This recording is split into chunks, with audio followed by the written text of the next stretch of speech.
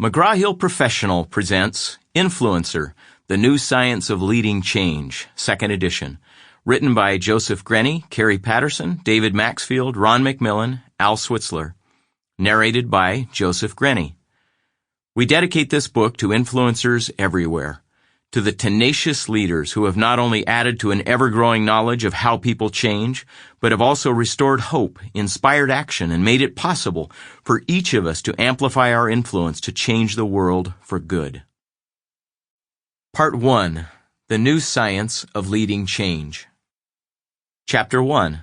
Leadership is Influence.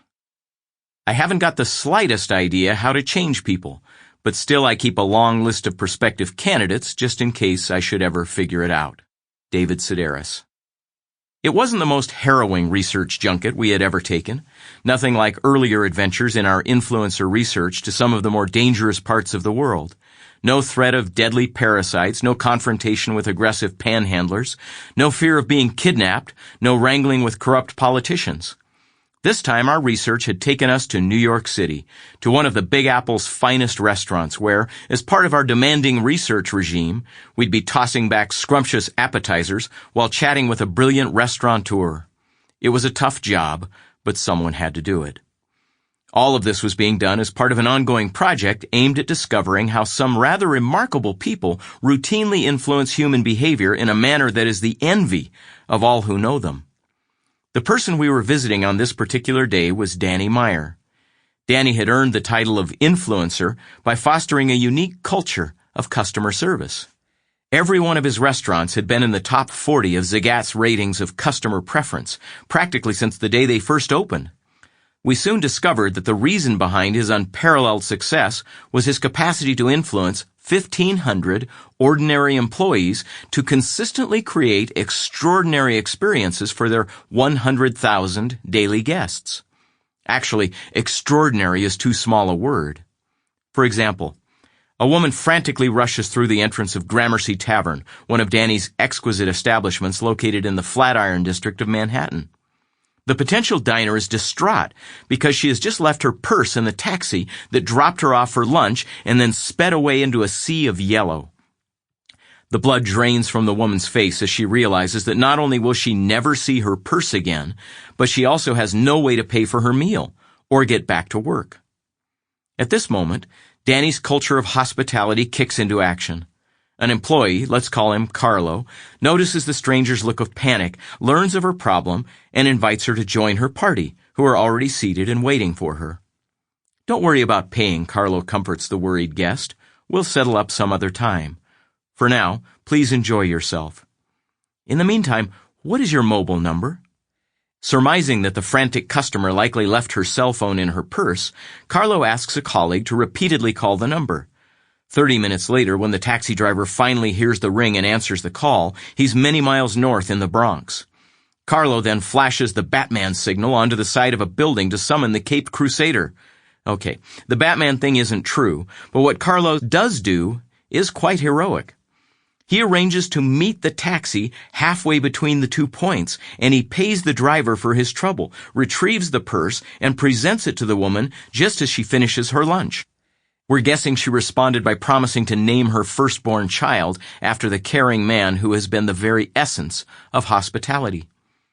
What makes this incident remarkable is not just that it took place at all, but that similar actions routinely occur in each of Danny's restaurants. Although Danny draws from the same labor pool, works in the same industry, buys the same ingredients, and builds in the same neighborhoods as 20,000 other New York restaurateurs, he has found a way to differentiate himself from all of his competitors through influence. Members of Danny's staff behave markedly differently from your average restaurant employee, and this has not been the result of some lucky accident. It has been the result of Danny's systematic and intentional actions aimed at influencing very specific behavior. That's why we traveled to New York. We went to see what made Danny an influencer. A common thread. Now let's be clear, this isn't a book about customer service. Likewise, when we later visit a woman in San Francisco who has helped tens of thousands of felons turn their lives around, we won't be studying criminal psychology. And when we look at successful change efforts aimed at implementing Six Sigma, overcoming addiction, eradicating a pandemic, improving patient safety, reducing violence against women, improving employee engagement, and turning failing schools around, our interest won't be in exploring these topics either. What we will be doing is looking for the common thread that connects all successful leaders, no matter the objective or the setting. We'll be exploring a common set of principles and skills that help create quick, profound, and lasting change. We call this ability to create changes in human behavior influence, and the people who do it, influencers. At the end of the day, what qualifies people to be called leaders is their capacity to influence others to change their behavior in order to achieve important results. Now, as you hear the word influence, you might think that we're referring to the less impressive and more suspicious tool called persuasion. We're not. This book is not about solving problems or hitting new targets by applying the right combination of verbal tricks. If you're looking to reach rather modest goals by stealthily exerting your will over others, this book is not for you. This book has much loftier and more enduring goals, requiring much stronger tools. It explores how to achieve profoundly better results in everything from the nuclear family to nuclear power plants by changing human habits that can be extraordinarily difficult to alter. We'll examine in detail why people do what they do and what it takes to help them act differently. Our analysis will reveal that irrespective of whether you're stopping AIDS or starting a safety program, the key to success has little to do with pep talks, bribes, or sermons. Instead, success relies on the capacity to systematically create rapid, profound, and sustainable changes in a handful of key behaviors. For example, let's say you work as a manager in a software development firm where dozens of software engineers write mountains of code every week. The products are so complex that the overall design is divided among several teams. After years of your employees bringing in projects late or riddled with bugs, you discover that the key to consistent, high-quality performance is getting them to practice two vital behaviors. 1, admit when they have problems, and 2, immediately speak up when they won't meet a deadline. When your software designers do these two things consistently, products get completed correctly and on time. When they don't, they don't. This flash of leadership insight gives you hope that if only you can influence your people to practice these two behaviors, you'll turn the corner on achieving results. The problem is, your people, being the normal humans that they are more willing to donate a kidney than follow these two requests. Only fools admit to having problems. It is a naive person indeed who willingly says, "Hey everyone, I'm in trouble." You've posted signs, provided training, and even offered a special parking space to those who admit they're behind. No takers. But there is an influencer out there who has found a way to help software designers to routinely speak up when they run into problems or call for aid when a deadline is at risk. This time we'll travel to Ann Arbor, Michigan, to meet with Rich Sheridan, the co-owner of Menlo Innovations. His software designers meet every single deadline, and they thoroughly love their work. How has Rich created this culture of both joy and accountability? By following precisely the same principles of influence that Danny Meyer uses to generate lavish hospitality. Throughout this book, we'll explore the details of Rich's, Danny's, and other influencers' strategies for influencing human behavior. It takes over 200 pages to share their knowledge and techniques. However, the short explanation for why they're successful is that they see themselves not simply as owners, managers, or leaders, but as full-time influencers.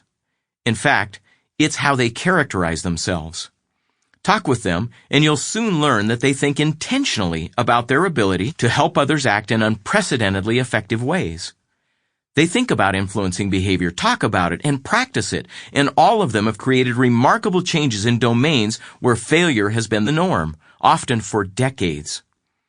Now, unlike Rich or Danny, you probably don't work in a software development firm or a restaurant, but you probably do face challenges you'd like to overcome, not to mention the many stretch goals you'd love to achieve. Perhaps you'd like to help a troubled son who has just returned from his third drug rehab experience. Unfortunately, the program has failed twice before, and nothing has really changed since the last failure. This calls for influence. Or maybe you want to assist your work group in moving from being decent in on-time delivery to being best in class. Or perhaps you're working with a high school with a horrible dropout rate, and you want to see the students not only make it through high school, but also to graduate from college. You want the best. A dearth of influence. Fortunately, there's good news in this call to learn more about influence. Learning how to motivate and enable others to change their actions may be the most important skill you'll ever acquire. It's not merely curiously engaging, and it is. It also sits at the center of what ails most of us. The lion's share of the problems that really bother us don't call for additional technology, theory, philosophy, or data. We're up to our necks in that. Instead, the problems call for the ability to change what people do. And when it comes to this particular skill, demand far exceeds supply. Given the versatility and importance of knowing how to get other people to act differently, you'd think that at every backyard barbecue or office party you'd find someone who is an expert in influence. In fact, you'd think we'd be so consumed with the topic of influence that our children would collect influence trading cards, complete with pictures of world-class influencers. As a result of all this study and passion, we would speak a unique language, carry a full array of models, and master a specialized set of skills for both enabling and encouraging others to change their behavior. Of course, none of this is true. At best, we chip away at the edges of influence. Maybe we attend a seminar or two, but we don't routinely study the topic, and we are not good at helping others to change. Unlike Danny Meyer, Rich Sheridan, and the other influencers we'll soon meet, most of us can't verbalize our personal theory of influence. We don't see ourselves as influencers, and we most certainly don't have a successful record. For example, when was the last time you saw a change attempt conducted at your place of work yield anything more than the occasional t-shirt or mug emblazoned with the name of the effort? If your answer is never, you're in good company. Our review of the past 30 years of change literature reveals that fewer than 1 in 8 workplace change efforts produces anything other than cynicism. When it comes to creating changes in behavior, we're equally challenged at home. For instance, every year we spend millions on diets and lose little more than our money. Fewer than 10% of us succeed when setting out to change our excessive spending, inadequate exercise, or other bad habits. Communities fare no better. 2/3 of the felons who are released from our correctional system return within 3 years completely uncorrected, while having earned an advanced degree in crime. Stopping the spread of AIDS and other diseases requires people to cooperate in order to succeed. Yet millions of individuals are infected every year because we humans are bad at cooperating, and we're not getting any better. As a result of all of these failed influence efforts and unfulfilled dreams, most of us grow impatient. We ask, why aren't people doing what they should be doing? And why can't I get them to change? Eventually, we settle on the strategy recommended by essayist David Sedaris, who suggested, I haven't got the slightest idea how to change people, but still I keep a long list of prospective candidates just in case I should ever figure it out. But there are influencers out there. Finding influencers. Our visits with Danny Meyer and Rich Sheridan should give you a hint as to what we did to expand our understanding of how to influence human behavior. We studied people who had succeeded where others had failed. Actually, we didn't start there. As most researchers do, we began by reading. Our research team pored over more than 17,000 articles and books to find scholars and practitioners who have mastered various aspects of influence. From these we identified those who had succeeded at influencing rapid, profound, and sustainable changes in ways that most of the world thinks are impossible. Next, we tracked down these rare individuals and closely examined their work. For instance, we learned that Wiwat Rojanapitthayakorn has saved over 5 million Thai citizens from contracting HIV/AIDS from a position of little to no power by influencing the behavior of his 60 million fellow Thai citizens. That was certainly worth examining. Dane Hancock, president of Lockheed Martin Aeronautics, influenced remarkable behavior changes across a cynical and resistant 13,000-person workforce, helping him land a $1 trillion contract. Ethna Reed routinely enters schools that are last in their district in reading comprehension, and she propels them to the top in less than a year. Martha Swai has helped reduce spousal abuse across the entire nation of Tanzania through the use of all things, a very influential radio program. Other notable influencers have eradicated a disease, saved thousands from dying from hospital errors, and turned convicted felons into productive citizens, to name but a few of their accomplishments. So we tracked down these successful individuals and studied what they did, once again, looking for commonalities. It takes the rest of this book to explain what we learned from them, but we can offer some encouraging news. Influencers exist, and what they know and do is learnable. In fact, hundreds of thousands of people have read what we learned from them, and they have applied the principles and skills to their own challenges, put the ideas to work on their own aspirations, and they have made remarkable progress. And so can you. So it's time to roll up your sleeves and get started. Go get that list of prospective change candidates that you've been keeping for so long, and let's see what it takes to help them change. Chapter 2. The 3 Keys to Influence. I wanted the influence. In the end, I wasn't very good at being a university president. I looked out of the window and thought that the man cutting the lawn actually seemed to have more control over what he was doing. Warren Bennis. So far, we've claimed that influencers don't randomly succeed at creating impressive and lasting changes in human behavior. The good news is that if they did rely on chance, we wouldn't have a clue how to replicate their efforts. But they don't rely on chance. Instead, they count on 3 keys to success. Keys that all influencers adhere to and that you can use to your own benefit. 1. Focus and measure. Influencers are crystal clear about the result they are trying to achieve and are zealous about measuring it. 2. Find vital behaviors. Influencers focus on high-leverage behaviors that drive results. More specifically, they focus on the 2 or 3 vital actions that produce the greatest amount of change. 3. Engage all 6 sources of influence. Finally, influencers break from the pack by over-determining change. Where most of us apply a favorite influence tool or two to our important challenges, influencers identify all of the varied forces that are shaping the behavior they want to change and then get them working for rather than against them. And now for the really good news. According to our research, by getting 6 different sources of influence to work in their favor, influencers increase their odds of success 10-fold. Key 1. Focus and measure. To shine light on this first influence key, we'll fly to Atlanta, Georgia, where we'll meet with Dr. Donald Hopkins, a physician, the vice president of healthcare programs at the Carter Center, and a real influencer. Hopkins originally attracted our attention because he has taken on one of the most amazing influence challenges in history. His goal is to banish a horrendous disease from the planet without finding a cure. And just what is this daunting disease Dr. Hopkins is attacking? To answer this question, take a look at a rather disgusting sample Hopkins keeps on his desk. If the enemy could stand, she would be 3 feet tall. But alas, she has no skeletal system. She's a worm. More specifically, she's a guinea worm. Hopkins keeps his sworn enemy in a jar of formaldehyde as a reminder of the challenge he and his team have decided to confront. Helping individuals who have contracted guinea worm disease is an enormous challenge because once someone has it, it will inevitably run its painful and ugly course through the host's body. Medical science offers no hope of relief. None. There are no medicines, surgeries, or magical techniques. Once you have the worm, it will cause havoc every single time. So Hopkins, in order to solve this seemingly intractable problem, became a social scientist. When Dr. Hopkins came on the scene, over 3 million people in 23,000 remote villages in 20 countries were contracting guinea worm disease every year. The disease begins when villagers get a little more in their drink of water than they bargained for.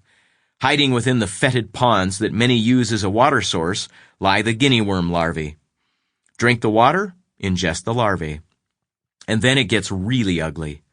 The larvae soon hatch into the worms that eventually burrow out of the body by whatever route they choose. Through the muscle and skin on an arm, leg, well, you can imagine the other options. This journey causes such enormous pain and suffering that the host eventually rushes to the nearest water source and plunges the emerging worm into the water to find a moment of relief. At this point, the dreaded worm ejects thousands of eggs into the pond, guaranteeing next year's crop of guinea worms, when the awful process begins again, as it has for thousands of years. Hopkins took an interest in the guinea worm because he concluded that it could literally be eradicated from the planet. All he had to do, he told us matter-of-factly, was change the behavior of 120 million people spread over 10 million square miles. Think about it. How would you approach this kind of problem? With a team of 24 people and a few $1 million in the budget, how could you even think about getting millions of strangers to change? The difference between Dr. Hopkins and the rest of us is that he, like all the influencers we studied, knows how to think about these kinds of problems and how to develop predictably repeatable and effective strategies to solve them. The first thing influencers do is focus and measure. They clearly articulate the goal they are trying to achieve. They know that fuzzy objectives are anathema to influence. Equally important, they know that clear, consistent, and meaningful measures ensure that they'll actually track their efforts and genuinely hold themselves accountable. This act alone sets them apart from the crowd. In fact, of the hundreds of influence attempts we've studied over the years, the vast majority of them fail at the outset by neglecting this first key. Unsuccessful agents of change make one of three early mistakes that undermine their influence. First, fuzzy, uncompelling goals. They begin with only a vague sense of what they'll achieve. For example, empower our employees, or help inner-city kids, or build the team. Second, infrequent or no measures. Even when they have a somewhat clear result in mind, for example, develop a culture of candid communication, unsuccessful individuals rarely develop credible measures against which to match their intentions. Third, bad measures. Finally, even when they do take measures, folks who fail often drive the wrong behavior by measuring the wrong variable. Fuzzy, uncompelling goals. You'd think that if people only got one thing right when trying to create a change, it would be the way they define their objective. Their objective, after all, is the voice that calls out for change in the first place. We have really poor customer service. Our inner-city kids need help. Our quality is mediocre, and we want to be the best. The goals associated with each of these cries for change seem obvious. Leaders need to improve customer service, help inner-city kids, and push quality to new heights. Such goal statements sound good, but quite honestly, they are too vague to exert any real influence. Heaven only knows what they actually mean. Improving customer service could be interpreted as everything from answering the phone by the second ring to giving customers a free monkey with every purchase over $10. Fortunately, not everyone fouls up the goal-setting part of their change process by providing vague objectives. For example, consider the near-legendary work of another powerful influencer, Dr. Don Berwick, the former CEO of the Institute for Healthcare Improvement, or IHI. In spite of IHI's diminutive size and Berwick's complete lack of position power in the $2 trillion U.S. healthcare industry, he is universally described as one of the most influential people in the field and a fine example of making strong use of clear and compelling goals. I think it's unacceptable, Berwick told us, that the sixth leading cause of death in the United States is healthcare. We inadvertently kill the equivalent of a jumbo jet filled with passengers every day of the year. We know how it happens, and we know how to avoid it. The challenge is influencing people to stop it from happening. Now, watch how Berwick uses a clear and compelling goal to lead change. One December day in 2004, Berwick stood in front of a group of thousands of healthcare professionals and issued an audacious challenge by setting a crystal clear and compelling goal. I think we should save 100,000 lives. I think we should do that by June 14th, 2006. Pause. By 9 a.m. Berwick's intent was to influence the behavior of hundreds of thousands of healthcare workers in order to save lives from medical mistakes. The success of the 100,000 Lives campaign is now in the record books. By galvanizing the attention and efforts of thousands of people across the entire country, Berwick and his team beat the 100,000 Lives goal. How did he accomplish such a feat? He used all three of the keys to influence. To begin with, as our first key suggests, Berwick started with a crystal clear goal. He and his team weren't just going to try to reduce problems. They weren't going to improve safety. They weren't going to help a bunch of people within the next few years have better lives. They weren't going to save an impressive number of lives as soon as they could. They were going to save 100,000 lives by June 14th, 2006, by 9 a.m. There's no lack of clarity or room for misinterpretation here. Notice how compelling Berwick's goal statement is. Then notice the difference between these two statements. We will reduce preventable harm in hospitals, and we will save 100,000 lives from medical mistakes by June 14, 2006, by 9 a.m. You can actually feel the difference. The second goal statement contains clear, compelling, value-based language. You're saving lives, not simply changing numbers on a chart, and you know exactly how many and by when. Clear goals aimed at a compelling target can have an enormous impact on behavior because they engage more than simply the brain. They also engage the heart. Research reveals that a clear, compelling, and challenging goal causes the blood to pump more rapidly, the brain to fire, and the muscles to engage.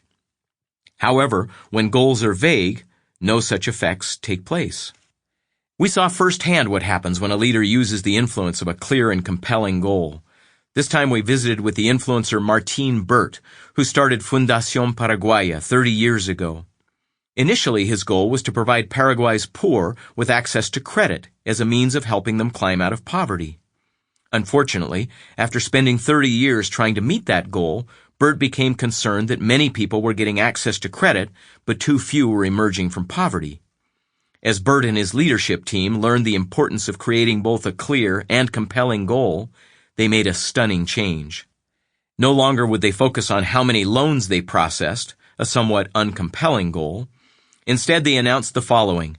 Beginning in April 2011, our goal is to help 5,000 poor families to earn $5 per day per person, the national poverty line, or more, before the end of the year. This goal, by the way, was not only clear, but it was also at least 10 times more challenging than simply making loans and collecting payments. The effect of providing this clear, compelling, and time-bound target was immediate. It started a whole chain of events that virtually redefined the organization. It influenced the way people saw their jobs. It influenced the skills loan officers would need to work with clients. It influenced 1 million conversations that happened between Fundación Paraguaya employees and their clients over the next 8 months. And best of all, it generated enormous pride when on December 31st, 2011, Burt announced that over 6,000 families had achieved this goal. Later on, we'll explore how all this happened. But for now, take comfort in knowing that it all started with a new, clear, and compelling goal, the first key to influence. So, influencers don't merely start their change efforts with their ultimate goal in mind. They take care to craft that goal into a clear and compelling goal statement. Such statements can provide focus and inspiration to families, communities, and even whole countries as individuals rally around a compelling cause. Infrequent or no measures. We'll start this concept with a government example. It's their turn to shine. Or maybe not. When the commander in charge of the Coast Guard boot camp located in Alameda, California, asked the authors to help him design an entirely new training experience, we leapt at the chance. Hundreds of young people were passing through the training center monthly, where they were exposed to whatever the leaders could come up with to transform them into perfect, newly initiated coasties. It was an irresistible influence challenge. I worry about the amount of verbal and physical abuse we heap on these young people, the commander began. Having seen and heard about the rather frightening boot camp experience, we understood his concern. In fact, only meters outside the commander's cinder block office, petty officers were shouting at their recruits, forcing them to drag around huge anchor chains, making them lie on their backs with their arms and legs squirming above them as they acted the part of a dying cockroach, and otherwise causing the recruits to regret their decision to join such an outfit. The theory, the commander continued, is that you break them down and then shape them into what you want. You get them used to taking orders. And then later on, when you tell them to do something dangerous or frightening, they'll do it without pause. But I don't know if it works. To me, it seems like we're doing more harm than good. Sample complete. Ready to continue?